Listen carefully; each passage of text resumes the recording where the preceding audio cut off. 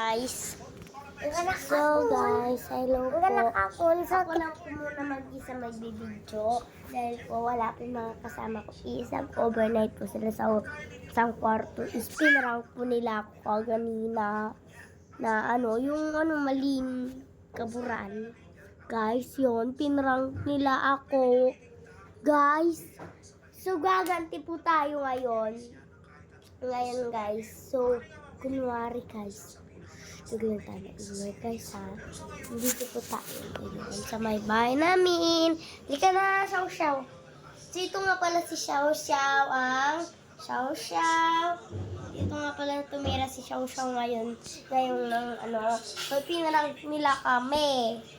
Wala na kaming kamalay-malay. Doon ipinrank na lang kami bigla-bigla. Ayan, nananampal pala si Xiao-Xiao ngayon. So, dito po tayo. So, tignan natin yung nag-prank sa atin, no? Dito po. Hindi ka, pet. Ay, Xiao.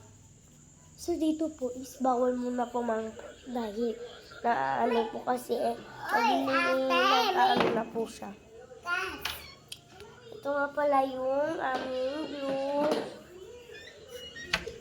And then, guys,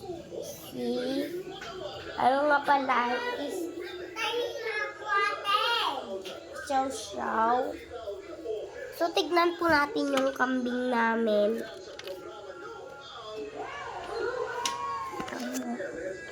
Medyo mahirap lang kasi mahirap. Ayun sila. So, nakita ko na nga pala sila. Tara na.